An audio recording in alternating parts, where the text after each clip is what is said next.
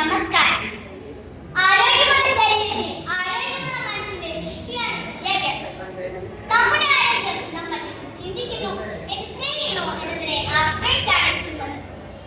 ആരോഗ്യപൂർണ്ണമായ സമൂഹം ഏതൊരു നാടിന്റെയും സ്വപ്നമാണ്. സമ്പത്തും സൗകര്യവും എത്ര വർദ്ധിച്ചാലും ശുചിത്വമില്ലെങ്കിൽ ആ സ്വപ്നം സാധ്യമല്ല.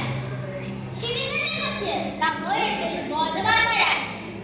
എങ്കിലും ശുചിത്വം ഒരു സംസ്കാരമായി മാറ്റിയെടുക്കാൻ നമുക്ക് സാധിച്ചിട്ടുണ്ട്. ശുചിത്വത്തിന്റെ അനിവാര്യത നമ്മെ ബോധ്യപ്പെടുത്തുന്നവരെ കടന്നു വന്ന ആ അതിഥി, മാസ്കും സാനിറ്റൈസറും ഉപയോഗിച്ചു തന്ന ആ നാളുകൾ നമുക്ക് എങ്ങനെ മറക്കാനാകും? വ്യക്തി ശുചിത്വത്തെ നാം ഏറെ ശ്രദ്ധാലുക്കളാണ്.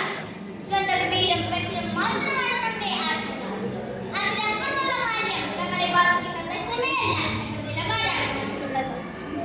വീട്ടിലെ മാലിന്യങ്ങളും പാഴ്വസ്തുക്കളും വലതു കൈ കൊണ്ടുപോകാൻ ഇടതു കൈ പോലും അറിയാതെ പൊതുജന മധ്യത്തിൽ വലിച്ചെറിയുന്ന വിവേകശാലിയായ മനുഷ്യൻ ഞാൻ സുരക്ഷിതനാണ് എന്ന വിശ്വാസത്തിൽ നടന്നു വയ്ക്കുന്നു.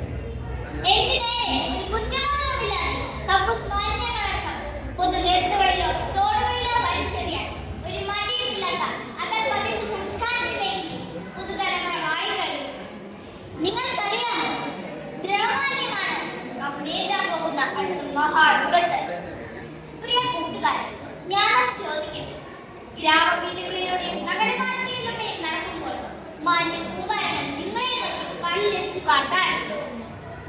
ഒരു ദിവസം വലയിലേക്ക് മേൽപ്പിടിക്കുന്നത് സാബൂത് നോക്കുന്ന ഞാൻ ശരിക്കും ഞെട്ടിപ്പോയി.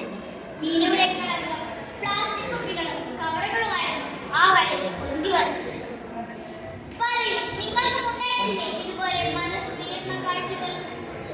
മാലിന്യ കൂമ്പാരത്തിൽ പൊലിഞ്ഞു പോയ ശുചീകരണ തൊഴിലാളിയായ നമ്മളിൽ ഒരാളായ ജോയിയുടെ ജീവൻ ഇന്നും നമ്മുടെ മനസ്സിൽ ഒരു ഓർമ്മയാണ്. ശുചിത്വം ദൈവഭക്തിയുടെ അടുത്താണെന്നല്ലോ നാം എന്തിനാണ് ഈ വിഷയത്തിൽ നിസ്സംഗത കാട്ടുന്നത്? ലോകാരോഗ്യ സംഘടനയുടെ കണക്കു പ്രകാരം 400 രോഗങ്ങൾക്കും കാരണം അശാസ്ത്രീയമായ മാലിന്യ സംസ്കരണവും ആരോഗ്യ ശുചിത്വ പരിപാലനത്തിലെ പോരായ്മകളുമാണ്. എയർ പ്യൂരിഫയറുമായി നിരത്തിലാകേണ്ട കാരണം നമുക്കും വിദൂരമല്ലെന്ന് ഓർക്കുക. ശുചിത്വം ഒരു ശീലമായി ആരോഗ്യ ബോധമായി മാറ്റാൻ നമുക്ക് കഴിയും. ചൊട്ടയിലെ ശീലം ചുടലായി എന്നല്ലോ. ശുചിത്വ ശീലങ്ങൾ വീട്ടിൽ നിന്ന് തന്നെ തുടങ്ങണം. ഒരു മിഠായി കടലാസോ ബിസ്ക്കറ്റ് കവറോ ഞാൻ അലക്ഷ്യമായി വലിച്ചെറിയാറില്ല.